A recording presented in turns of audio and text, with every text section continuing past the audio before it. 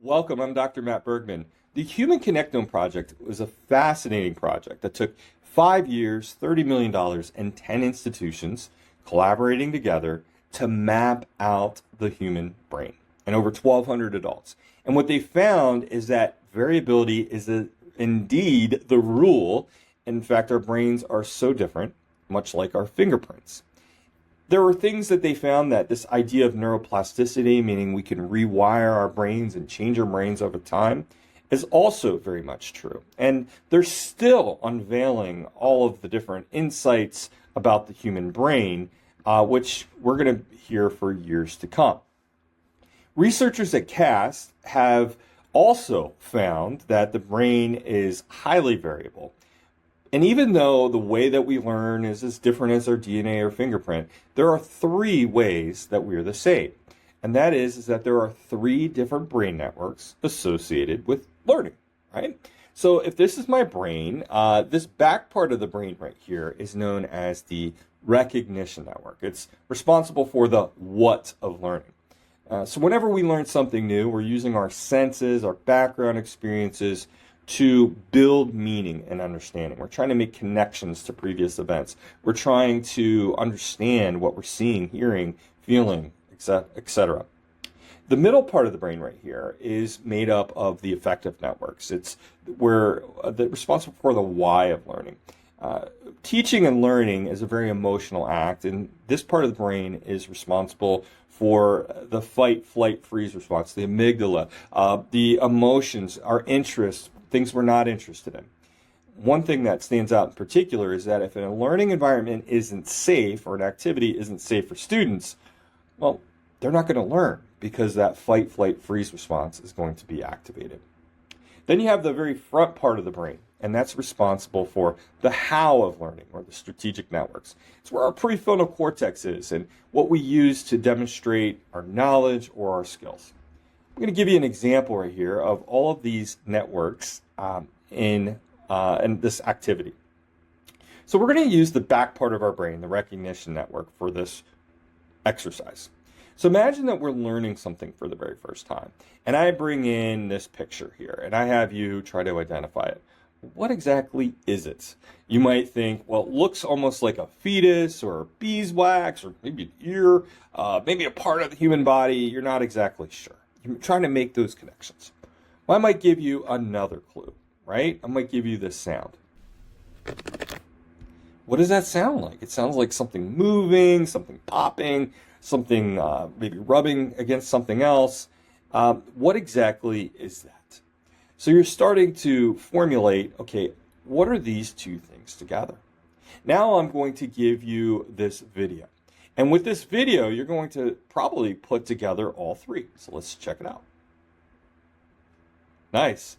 So what did you see there?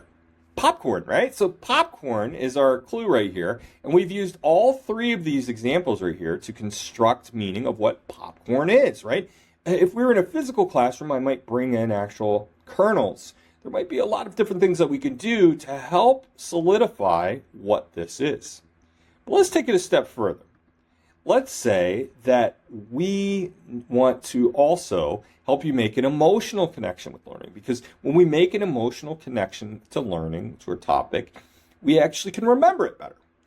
And maybe what we do is we have a discussion, maybe at the very beginning of this unit, maybe after we just saw all of these things, we learned all of these different things, and we could use a sentence starter here to help us. Maybe a memory you have about popcorn, right? Maybe you had a family movie night growing up. Share a way of using it. Maybe you did crafts or decorations. Share a favorite flavor. Oh yeah, I love the big canisters with cheese and caramel and the butter popcorn. All of those things are very important in making connections to what we're learning. But we also would probably want to learn deeper about it. We might do some research. I might give you some different resources to learn that. And then now it's time for you to demonstrate your understanding, which could be really, really helpful. But if we only do it in one way, it may be appropriate or may not be appropriate depending on what the learning goal is. So let's do a little brief lesson of what popcorn has been all about in the history of our world. So you can see right here, 3600 BCE, that was when we started seeing it, or the early evidence of popcorn in New Mexico. But it was used in Peruvian tombs and Aztec ceremonies, even by the Iroquois in upstate New York when French explorers were coming by. It was so important. So the other thing to consider is that how did it become popular in the United States? Well, in 1893, the mobile popcorn maker was introduced at the Chicago World's Fair. And this created an explosion of popcorn in the U.S., especially during the 1920s, during the Great Depression, when, well, there weren't too many luxuries, and popcorn was relatively inexpensive and considered a luxury.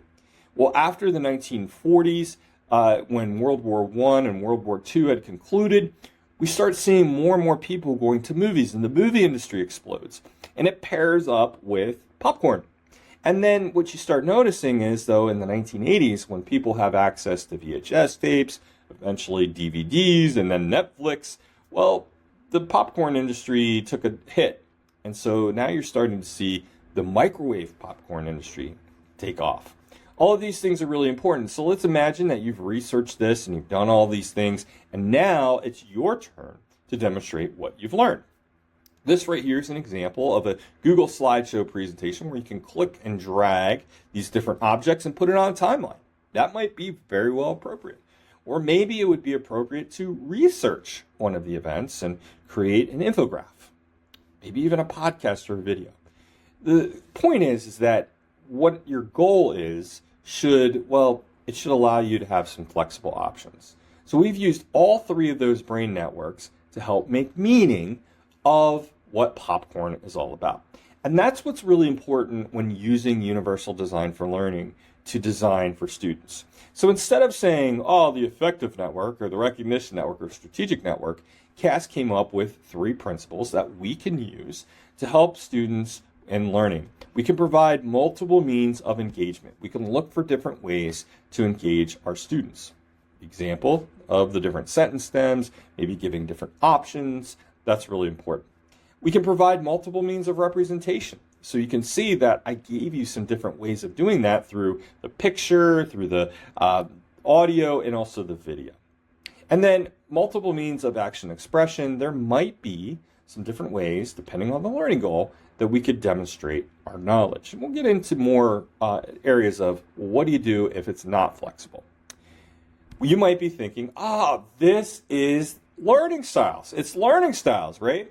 And in fact, you would be incorrect, because learning styles are something that, yes, it was popularized by, the VAC models, the multiple intelligences, but consistently since the 1970s, this idea has actually been debunked.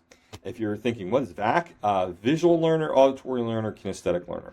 Now, what's interesting is that teacher prep programs and textbooks are still teaching this, but it has been debunked. For example, learning styles actually assumes that there's an average student and that we only learn in one of three different ways, which is untrue. The truth is that learning is very highly variable, right? We're completely different. Depending on the topic, depending on the context, there might be certain things that are helpful or unhelpful. We may actually prefer certain modalities, like we may prefer a video, or we may actually prefer an article, or we may prefer this or that, but essentially it's still using the same part of the brain, right? The other thing too is that numerous studies have found that catering to specific learning styles is actually ineffective for increasing performance. So if in this research study, they took people and they said, okay, you're only going to learn auditory, you're only going to learn visual, you're only going to learn kinesthetic. And in fact, it really hurt them. However, when you do provide students with visuals, when you provide them with kinesthetic activities, when you provide them with auditory or video options, using all of these things together actually leads to better outcomes. Using these different modalities actually strengthens. And the other thing too is that the learning styles myth actually is an example of a fixed mindset. It's putting students into boxes that don't really exist. The truth is that we have different regions of the brain that were responsible for different things, and that knowing how we learn increases this growth mindset, increases this idea of what is called learner agency. And this is very crucial not only for engagement, but for learning as well. So, just to recap, the Universal Design for Learning framework is based upon 3 different brain networks. But to make it a little bit easier for teachers and other educators as well, we've provided actually 3 different principles and supporting guidelines, which you'll learn about later, to help make learning more accessible, flexible, and engaging.